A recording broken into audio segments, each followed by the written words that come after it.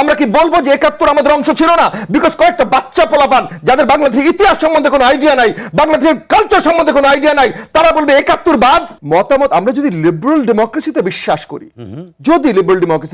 করি, আমরা অনেকেই বলছি কনস্টিটিউশন ছিঁড়ে ফেলবো, পুড়িয়ে ফেলবো, নতুন কিছু করে ফেলবো, কিন্তু যদি যে কনস্টিটিউশনটা ভুল ভ্রান্তি আছে, কিন্তু যে কনস্টিটিউশনটা আমাদের আছে এটা লিবারেল ডেমোক্রেটিক একটা কনস্টিটিউশন। যদি আমরা লিবারেল ডেমোক্রেসিতে বিশ্বাস করি তাহলে আমার অধিকার ততক্ষণ পর্যন্ত আমি খাটাতে পারি যতক্ষণ পর্যন্ত আমার অধিকার আপনার অধিকারের উপরে কোনো ধরনের হস্তক্ষেপ করছে না। আমরা দেখলাম ফেব্রুয়ারি 14 ভ্যালেন্টাইন্স ডে ভাই আমাদের সাংস্কৃতিক অংশ না, সব কিছু আমি মানছি, কিন্তু আপনি যদি করতে চান আমি কি আপনাকে থামানোর? আমরা দেখলাম সরকারের ভেতর থেকে সরকারের ভেতর থেকে তৌহিদি জনতা কে কাকে চেনে ভাই? বললেই হলো, একটা নাম বলে দিল তৌহিদি জনতা। কালকে মোশাররফ ভাই বললো তৌহিদি জনতা, ববি আজাদ তৌহিদি জনতা, কি বলে না মশিউর তরুণ তৌহিদি জনতা বলে দিল, হয়ে গেল। কারণ এই তৌহিদি জনতা নামে তো করছে প্র্যাকটিক্যালি, না যে নামে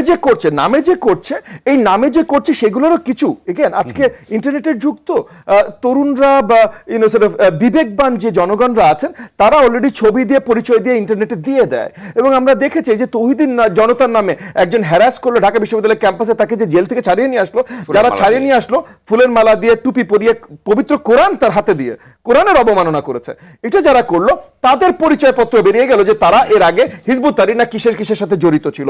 সেটা নিয়ে কি আলোচনা হলো, বাট যেটা আমি মেইন আসতে চাচ্ছিলাম যে ফেব্রুয়ারি 14 আপনি ভালো পছন্দ করেন, আমি পছন্দ করি না ভাই, ঠিক আছে, সেটা আমার পার্সোনাল বিষয়, কিন্তু আপনি আপনার সরকারের অংশ হয়ে উপদেষ্টা হয়ে যখন যদি বলেন যে এটা করতে পারবেন না, এটা করা নিষেধ বা এটা করা মানা, বা জুলাইয়ের প্রতি আপনি অসম্মান দেখাচ্ছেন যদি আপনি এইটা করেন, তাহলে আপনি এই তৌহিদি জনতা বা যেটাই নাম বলেন না কেন একটা নকল নাম দিয়ে আপনি একটা একটা এক্সট্রিমিস্ট, একটা টেররিস্ট টাইপের একটা আইডিওলজি আপনি বাস্তবায়ন করতে চেষ্টা করছেন, সেটাকে তো আপনি বাতাস দিয়ে দিচ্ছেন। ফুলের দোকান ভেঙেছে, ফুলের দোকান ভাঙছে 21শে ফেব্রুয়ারি, এই প্রথম বাংলাদেশের ইতিহাসে 21শে ফেব্রুয়ারিতে কোন নিউজ পেপারে অ্যাড যায়নি 31শে ফেব্রুয়ারির, এই প্রথম বাংলাদেশের ইতিহাসে কোনো বড় বড় কর্পোরেশন টিভিতে অ্যাড দেয়নি 21শে ফেব্রুয়ারির। আমরা কি ভুলে গেছি ভাষা আন্দোলন? আমরা কি ভুলে যাব 26শে মার্চ? আমরা কি বলবো যে ৭১ আমাদের অংশ ছিল না? বিকজ কয়েকটা বাচ্চা পোলাপান যাদের বাংলাদেশের ইতিহাস সম্বন্ধে কোনো আইডিয়া নাই, বাংলাদেশের কালচার সম্বন্ধে কোনো আইডিয়া নাই, তারা বলবে ৭১ বাদ, বাংলা ৭১ ভুলে যাবো, আমরা বাংলাদেশ ভুলে যাবো, জাস্ট বিকজ কয়েকটা বাচ্চা পোলাপান যাদের ইতিহাস কালচার কিচ্ছু সম্বন্ধে কিছু জানে না, তারা বলবে যে আমরা নতুন বাংলাদেশ করবো, আমরা সেকেন্ড, থার্ড, ফোর্থ কত নাম্বার রিপাবলিক করবো, রিপাবলিকের নাম্বার পর্যন্ত তারা জানে না। তাদের কথা শুনে আমরা পুরো বাংলাদেশের ইতিহাস ভুলে যাবো। ফাজলামি শুরু করেছে। এই পুরো জিনিসটা তরুণদের দোষ না, রাজনৈতিক দলের দোষ না, কারোর দোষ না। এই যে কথা হচ্ছে বিএনপির লোকজন লুটপাট করছে বা চান্দা তুলছে, কেন ভাই আইন শৃঙ্খলা বাহিনীকে কেউ থামিয়েছে? বিএনপি আমার দল না ভাই, বিএনপির জায়গা থেকে তো বিএনপি একটার পর একটা বহিষ্কার করছে যাদেরকে ধরা পড়ছে। কিন্তু আইন শৃঙ্খলা বাহিনী বাদ দেন, মিডিয়া যদি নতুন সরকারের সাপোর্টে যে এই যে দলটা আসছে, এই সরকারি সাপোর্টে যে দলটা আসছে, এদের নামে রিপোর্ট পর্যন্ত করতে ভয় পায়। আপনি বলেন আপনি মিডিয়া চালান, আমি আপনাকে এখানে স্পটে ফেলতে চাই না, বাট আপনি বলেন আপনার চ্যানেল কয়বার রিপোর্ট করেছে? এই যে আপনার শোতে বসে বা যে কোনো শোতে বসে বড় দেখে বলছে এখানে বিএনপির লোকজন করছে, ভাই আমি না করছি না, কিন্তু তারা বহিষ্কারও করছে, সেখানে তাদেরকে আমি সাধুবাদ জানাই। যদি তারা বহিষ্কার না করতো আমি তাদেরকেও শক্তভাবে নিন্দা করতাম।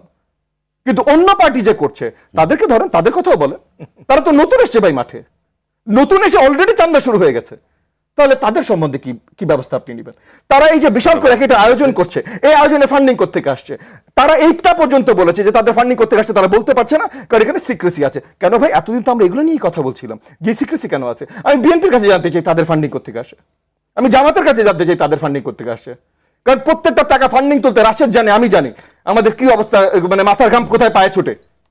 তো আপনাদের এত বড় ফান্ডিং করতে আসে, আপনি বলেন ভাই, আপনি স্পষ্ট রাজনীতি করতে চান, বড় বড় কথা বলতে চান, বড় বড় আওয়াজ করতে চান, আপনি নতুন প্রধানমন্ত্রী, তাহলে বলেন, আপনি দেখান আপনি প্রধানমন্ত্রীর মতো করে কাজ করেছেন, তারপর আমরাও মানবো। আপনার বয়স 20 না 42 না 82, আই ডোন্ট কেয়ার, আপনাকে প্রধানমন্ত্রী হিসেবে মানতে আমি রাজি আছি।